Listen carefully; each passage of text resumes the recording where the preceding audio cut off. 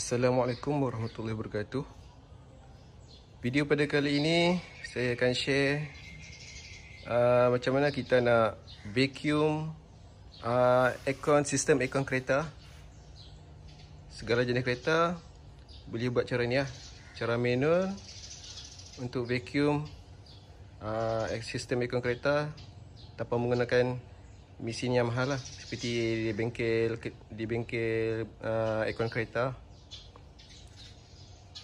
Okay, sekarang saya nak tunjuk peralatan yang saya gunakan adalah manifold gauge high and low pressure. Lepas tu dia punya adapter ni, adapter charging port, low pressure, high pressure, vacuum pump. Cara penyambungannya, adapter valve untuk charging kita pasang dekat, yang biru ni pasang dekat low side, yang merah ni pasang dekat high side.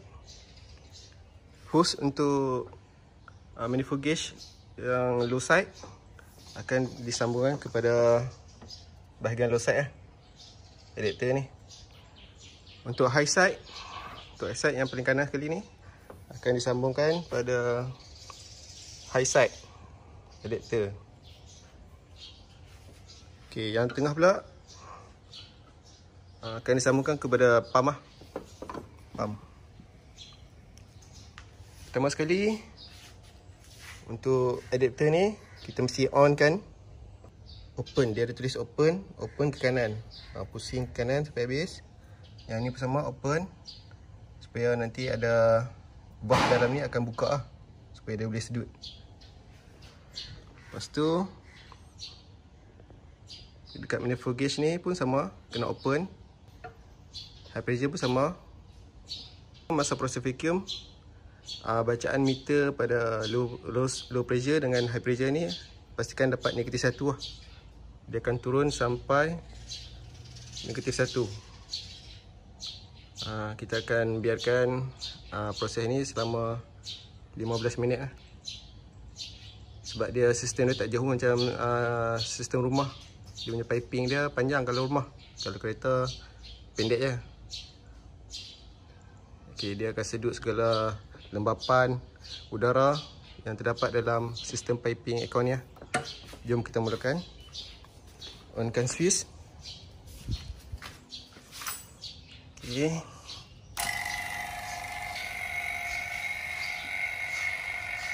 Jadi kita tengok kat sini dia turun ke negatif 1 dengan cepat.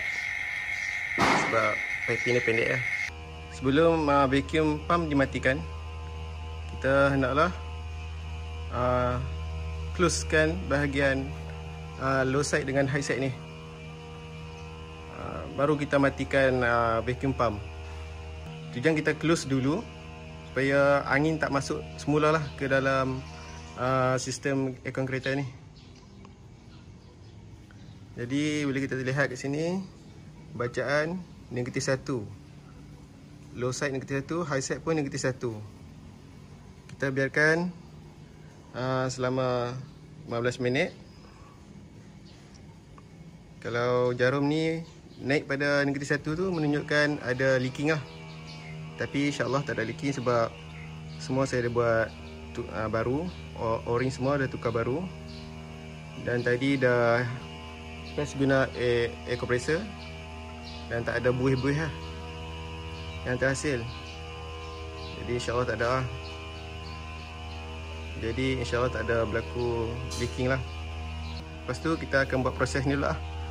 Proses top up gas lah untuk kereta ni. Sekarang ni kita akan buat top up gas ke dalam sistem kereta. Peralatan yang saya gunakan untuk top up gas, istilah gas R134A. Lepas tu dia punya adapter valve dia, manifold gauge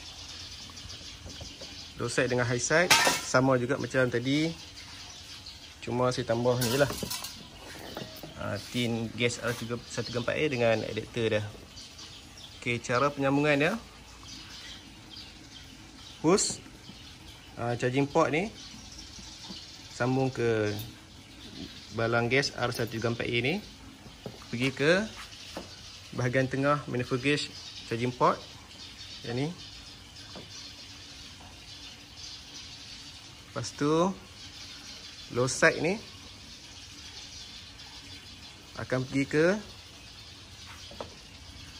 adapter low side lah. Tu yang high side ni akan pergi ke adapter high side. Okay, nanti kita akan top up gas. Kita kena buka yang bahagian ni je lah, open. Bahagian ni kena close, tak pakai. Sebab untuk top up gas kita pakai low side saja, high side tak pakai. Sebab ikut sistem aircon kereta ni samalah aircon kereta ke aircon rumah. In ke kompresor adalah low side, high side adalah out selepas keluar daripada kompresor masuk ke expansion valve. Jadi kita kena top up sebelum kompresor. Okay, cara on dia kita kena buka bahagian ni, bagi jarum dia keluar naik, baru gas ni akan keluar masuk ke manifold gauge.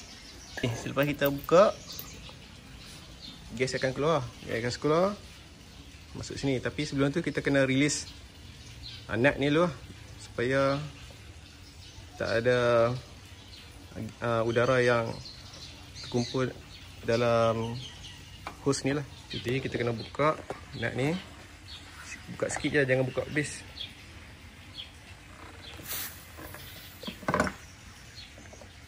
Okay, buka sikit je macam ni. Okay, tutup balik. Okay, selepas kita bebaskan udara dalam hose ni dengan menggunakan nut ni, jadi tak ada udara dalam hose pipe manifold gauge ni yang untuk charging port. Jadi untuk high side pastikan kita kena close lah. Pastikan valve adapter ni untuk low side dengan high side, pastikan kita open.